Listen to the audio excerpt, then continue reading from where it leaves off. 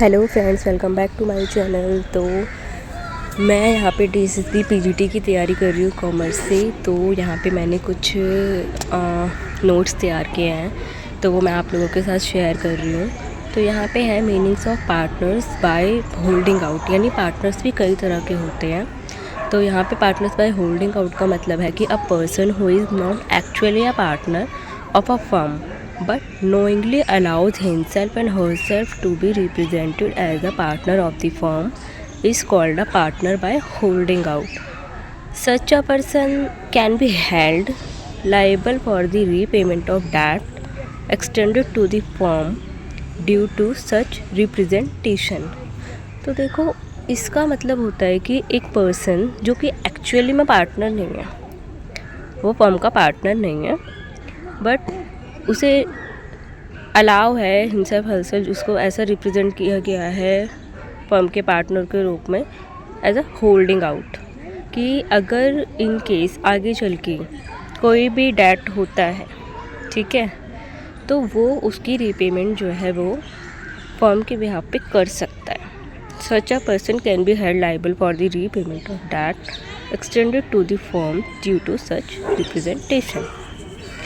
And तो यहाँ पे holding partner by holding out का मतलब आपको समझ आ गया होगा।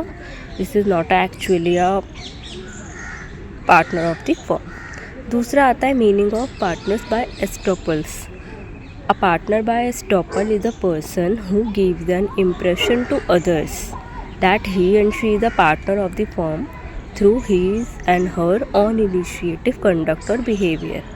तो यहाँ पर क्या है कि पार्टनर बाय एस्टॉपल जो है वो ऐसा पर्सन होता है जो कि इम्प्रेशन देता है कि या वो फर्म का पार्टनर है, वो भी किसके through, his and her own initiative conduct और बिहेवियर के थ्रू, ठीक है, जो भी मतलब उसने। देन उसके बाद यहाँ पर आता है हमारा meaning of partner in profits.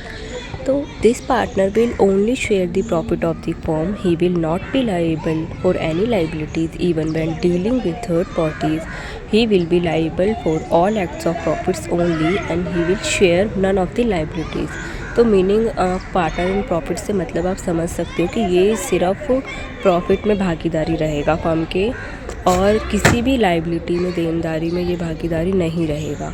तो even when dealing with third parties he will be liable और all acts of profit only. तो ये थर्ड पार्टी के रूप में क्या होगा, सिर्फ एक्ट ऑफ प्रॉफिट के उसमें लाइबल होगा और कोई भी लाइबिलिटी शेयर नहीं करेगा, ठीक है।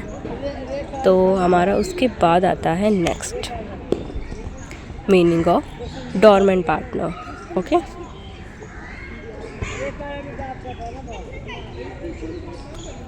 तो इसमें है a partner who takes no share in the active business of a company और partnership but is entitled to share of the profits and subject of a share in losses. This partner is also called a sleeping partner और silent partner. Dormant के नाम से ही आप समझ सकते हो कि यहाँ पे जो पार्टनर की बात की गई है कि वो एक स्लीपिंग पार्टनर या साइलेंट पार्टनर के तौर पे होगा।